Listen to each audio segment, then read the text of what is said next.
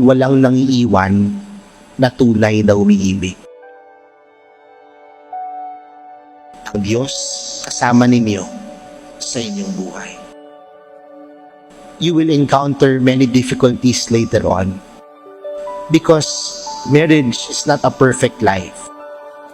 Even as your parents at yung mga mag-asawa dito, they would even agree to me that marriage is not a perfect life, but it can always be a beautiful life simply because God and Jesus is present.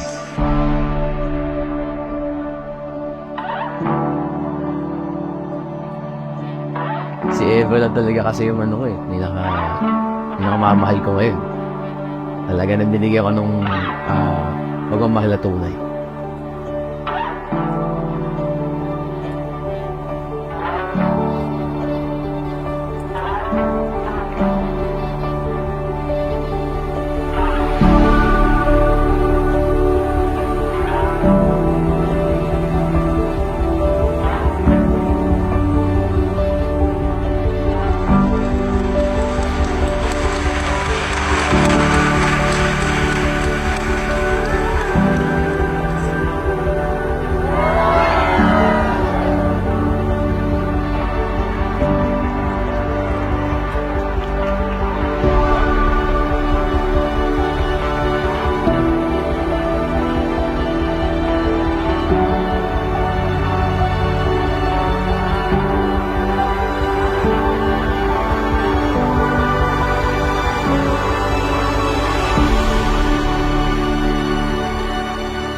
Sorry kung may pagkukulang ako. And I just hope na hindi we'll have her forever and magiging masaya tayo. Simula na ang journey natin as husband and wife. Dito lang ako palagi sa'yo. Kakamay mo.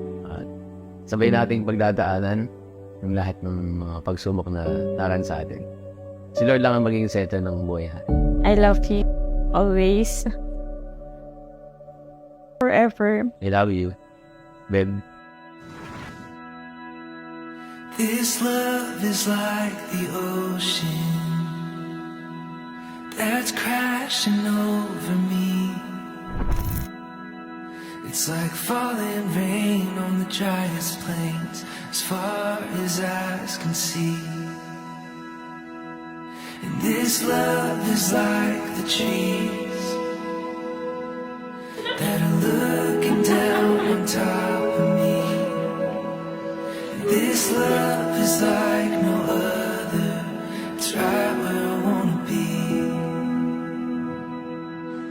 Alam kong magiging mabait kang asawa sa pamilya mo, anak mo pero kailangan lagi kang strong sa pamilya maging masaya kayo Like I do, and I can't get enough.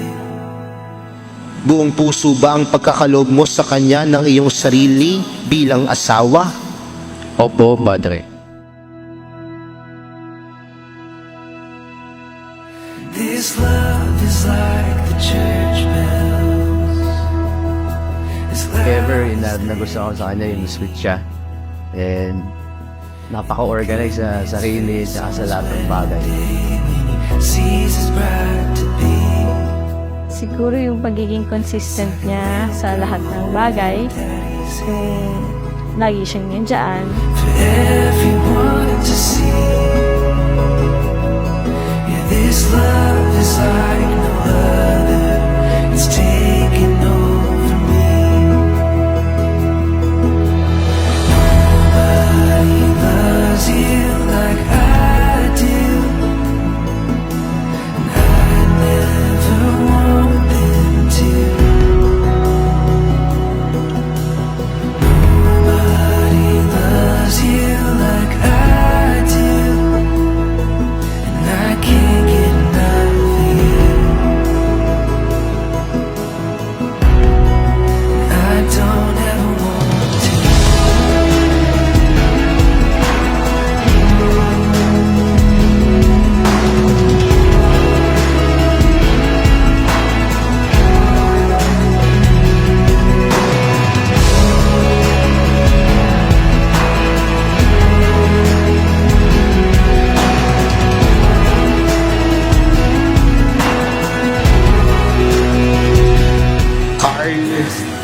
ever.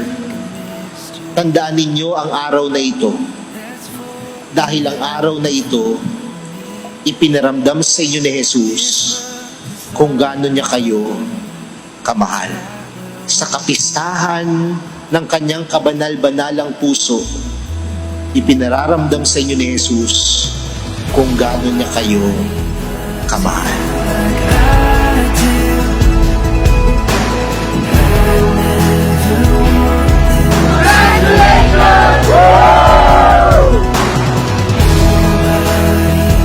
Loves you like I do.